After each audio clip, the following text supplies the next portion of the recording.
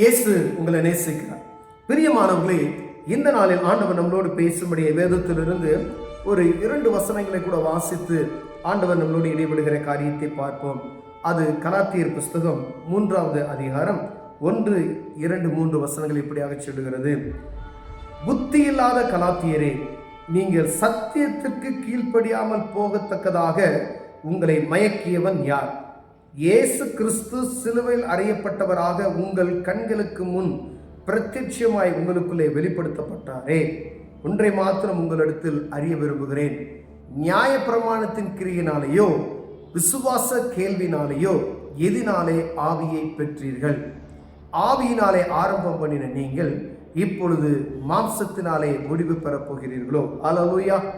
ரபா கபா ஷிகாதா ரபுதரா ரிமா கதி விஹாத்தன ரபகதுரா. அல்லேலூயா.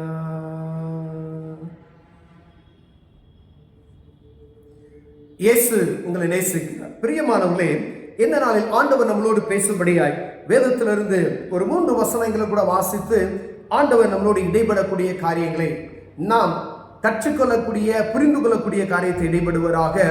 அது அப்போஸ்தலனாகிய பவுல் கலாத்தியருக்கு எழுதின நிருபம் 3வது அதிகாரம் 1, 2, 3 வசனங்கள் இப்படியாக சொல்லுகிறது.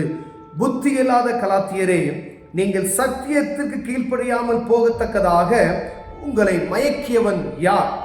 இயேசு கிறிஸ்து சிலுவையில் அறையப்பட்டவராக உங்கள் கண்களுக்கு முன்பாக பிரத்யட்சமாய் உங்களுக்குள்ளே வெளிப்படுத்தப்பட்டிருந்தாரே. ஒன்றை மாத்திரம் உங்களிடத்தில் அறிய விரும்புகிறேன். நியாயப்பிரமாணத்தின் கிரியினாலேயோ விசுவாச கேள்வினாலேயோ எதினாலே ஆவியை பெற்றீர்கள்? ஆவியினாலே ஆரம்பம் பண்ணின நீங்கள் இப்பொழுது மாம்சத்திலே முடிவு பெறப் போகிறீர்களோ? நீங்கள் இத்தனை புத்தியினர்களா? பிரியமானவர்களே, ஆரம்பிக்கும் பொழுதே அப்போஸ்தலனாகிய பவுல் அந்த சபைக்கு எழுதும் பொழுது, புத்தி இல்லாத கலாத்தியரே, நீங்கள் இத்தனை புத்தியிலரா? ஆரம்பிக்கும் பொழுது அதே காரியத்தை சொல்லுகிறார். முடிக்கும் பொழுது இவ்வளோ நீங்க புத்தி இல்லாம இருக்கிறீங்களா அப்படின்ற ஒரு வார்த்தையோடு முடிக்கிறது நாம் பார்க்க முடிகிறது. பிரியமானவர்களே, ஆரம்பத்துல ஆவியில ஆரம்பம் பண்ணின நீங்கள் இவ்வளவு சீக்கிரமாய் மாம்சத்துல முடிவு பெற போகிறீர்களோ அப்படின்னு சொல்லி அவர் வருத்தத்தோடு வேதனையோடு எழுதுகிற ஒரு கடிதத்தை நாம் பார்க்க முடிகிறது. ஆண்டவர் பிரத்யட்சமாய் உங்களுக்கு வெளிப்படுத்தப்பட்டாரே. இயேசு கிறிஸ்துவின் அன்பு உங்களுக்குள் வெளிப்படுத்தப்பட்டீங்க. அறியப்பட்ட அந்த நேரத்தில் எப்படி நீங்கள் அறிந்து கொண்டீர்கள்? பிரத்யட்சமாய் உங்களுக்குள் வெளிப்படுத்தப்பட்டாரே என்று சொல்லி அவர் எடுத்து உரைக்கிறதை, இயேசு கிறிஸ்து இந்த பூமியின் வந்த நோக்கம் அவர் எல்லாருக்கும் தெரியும். கலாத்தியர் புஸ்தகத்துக்கு எழுதுகிற பொழுது, இயேசுவின் ரத்தம் உங்களுடைய பாவங்களுக்காய், நம்முடைய அக்கிரமங்களுக்காய் அவர் தன்னையே பலியாக ஒப்பு கொடுத்தாரே அப்படின்ற அந்த காரியத்தை நீங்கள் அறிந்திருந்தும் அந்த ஆவியை பெற்ற நீங்கள் இப்பொழுது இவ்வளவு புத்தீரமாய் நீங்கள் மாம்சத்தில் நடக்கிறது என்ன என்று சொல்லுகிறதை பார்க்க முடிகிறது. பிரியமானவர்களே, பரிசுத்த ஆவியின் அபிஷேகத்தோடு ஒரு மனிதன் செயல்படும் பொழுது இந்த ஆண்டவரை அறிந்து கொள்ள முடியும். மாம்சத்தினுடைய காரியத்தில் நீங்க பார்த்தோம் அப்படின்னு சொன்னோம்னா, பரிசுத்த ஆவியானவர் இல்லாதபடி மாம்ச சிந்தனையில நீங்க பார்த்தீங்க அப்படின்னா அந்த ஆண்டவரை அறிந்து கொள்ள முடியாது. பிரியமானவர்களே, இங்க ஆண்டவர் இங்க பவுல் சொல்லுகிறதை நாம் பார்க்க முடிகிறது. நீங்கள் ஆவியில் ஆரம்பம் பண்ணினீர்களே. நியாயப்பிரமாணத்திலோ இல்லை கேள்வினாலேயோ நீங்கள் விசுவாச பிரமாணத்தினாலேயோ நீங்கள் ஆவியை நீங்க அறிந்து கொள்ளவில்லை. ஆவியில் ஆரம்பம் பண்ணினீர்களே. எதினால் ஆவியை பெற்றீர்கள்? பரிசுத்த ஆவியின் அபிஷேகத்தை நீங்கள் பெற்றத காரியத்தை நீங்கள் அறிந்து கொள்ள முடியும். நீங்க ஏதோ போய் சும்மா இருக்கிற மனிதர்களாம் பரிசுத்த ஆவியானவரை பெற்றுக்கொள்ள முடியாது. தேவ சமூகத்தில் காத்திருந்து புது பலனை அவர் விசுவாசிக்கிற மனிதனுக்கு ஆவியானவர் பிரத்யட்சமாய் வெளிப்படுத்துகிறார். அப்படி வெளிப்படுத்தின அந்த காரியத்தை கொஞ்சம் குறிப்பிட்ட நாட்களுக்கு பிறப்பதாய் நல்ல அபிஷேகம் பெற்ற மனிதர்கள், ஆண்டவரை அறிந்து கொண்ட மனிதர்கள் என்ன செய்யறாங்க அப்படின்னு சொன்னா, ஏதோ ஒரு காரியம், உலகத்தின் காரியம் அவர்களை தொடும் பொழுது அதை விட்டு அவங்க என்ன செஞ்சாங்க? சற்று பின்வாங்கி போயிடுறாங்க. எத்தனை மனிதர்கள், எத்தனை பெண்கள், எத்தனை ஆண்கள் ஆண்டவருடைய பரிசுத்த ஆவியானவருடைய அபிஷேகத்தை பெற்றுக்கொண்டு ஆவியில் ஆரம்பம் பண்ணினவர்கள் மாம்சத்தில் கிடக்கிறது நாம் பார்க்க முடிகிறது. பிரியமானவர்களே, எப்படி அவர்களுக்கு ஒரு சுவிசேஷத்தை மீண்டுமாய் சொல்ல முடியும்? அவர் கேட்கிற கேள்வி பாருங்களேன். ஆரம்பம் இவ்வளவு புத்தீனமா இருக்கிறீர்களா? இந்த காரியம் விசேஷித்தமாய், அதாவது ஞானமற்றவர்களை அறிந்து கொள்ளும்படி ஆண்டவர் நம்மை அறிந்து கொண்டார். எத்தனையோ விதமான புத்திசாலிகள் இருக்கிறாங்க இந்த பூமியில.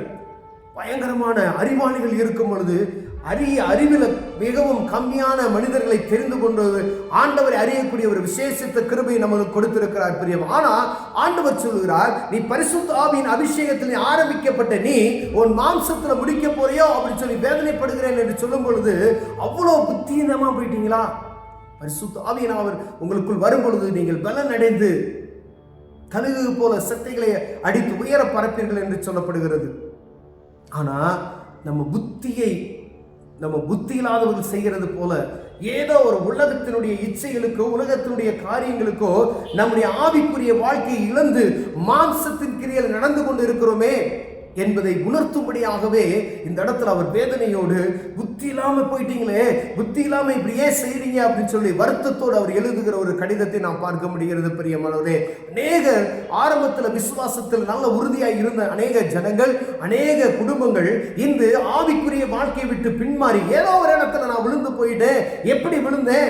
அதுக்கு தான் ஒவ்வொரு வாரமும் நம்மை ஆராய்ந்து பார்க்கும்படி ஆண்டவர், ஒவ்வொரு நாளும் நம்மை ஆராய்ந்து பார்க்கும்படி ஆண்டவர் விரும்புகிறார் பிரியம். அனுதினமும் தேவ சமூகத்தில் போய் உட்கார்ந்து இந்த நாள் முழுவதும் நான் என்ன செய்தேன் என்று பார்க்கும்படி ஆண்டவர் விரும்புகிறார். ஏதோ ஒரு காரியம் உங்களுக்குள்ள ஆண்டவருக்கு விருப்பம் இல்லாத காரியம் ஏதோ குறுக்க வருகிறது என்றால் அது தடை பண்ணி போடும்படி ஆண்டவர் விரும்புகிறார்.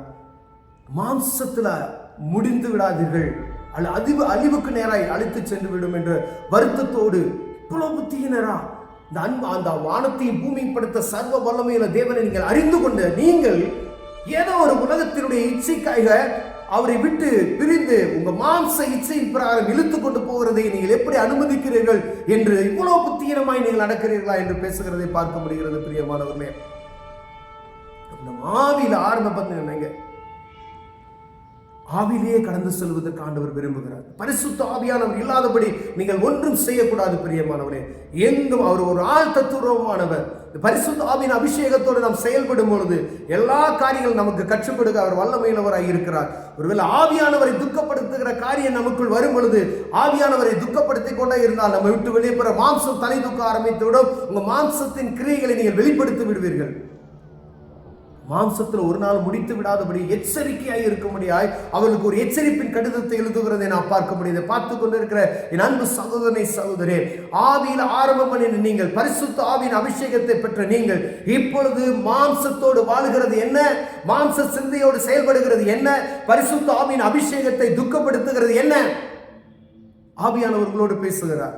ஒருவேளை அப்படிப்பட்ட சூழ்நிலைக்கு நேராக நாம் கடந்து சென்று கொண்டிருப்போமே ஆனால் ஆண்டவர் நமக்கு ஒரு கடைசியாக ஒரு எச்சரிப்பின் செய்தியை கொடுக்கிறார்.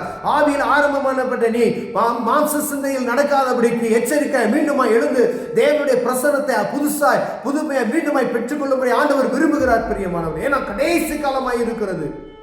ஜனங்கள் கெட்டு போவது அவருக்கு விருப்பமல்ல. அவரை அறிந்தவர்கள் மரித்து போவது விருப்பமல்ல. மாம்சத்தில் முடித்து விட்டால் நரகம் என்கிற அந்த இடத்துக்கு போய் விடுவோமே. ஆவியில நீங்கள் நடப்பீர்களால், பரிசுத்த ஆவியின் அபிஷேகத்தோடு செயல்படும் பொழுது நீங்க காக்கப்படுவீர்கள் பிரியமானவர்களே. விசுவாச பிரமாணத்தின் நிமித்தமாகவே ஆரம்பம் பண்ணி பரிசுத்த ஆவியின் அபிஷேகத்தை பெற்றுக்கொண்ட நாம் அந்த அபிஷேகத்தோடையே கடந்து செல்வதற்கு வாஞ்சியுள்ளவர்களாய் காணப்படுவோம். ஒருவேளை அதில் குறைச்சல் உள்ளவர்களாய் காணப்பட்டோம், தேவ சமூகத்தில் கேளு, அற்புதம் செய்வார். கண்களை மூடுவோம், ஜெபம் செய்வோம். அன்பின் தகப்பனே, ஆவியில் ஆரம்பம் பண்ணின நாங்கள் இன்று என் மாம்சத்தில் நடந்து கொண்டு இருக்கிறோம். ஆண்டவரே, எங்களை புதுப்பிப்பீராக. அனுதினமும் நாங்கள் எங்களை ஆராய்ந்து பார்க்கிற அனுபவத்துக்கு எங்களை மாற்றும். இயேசுவின் நாமத்தில் பிதாவே, ஆமென்.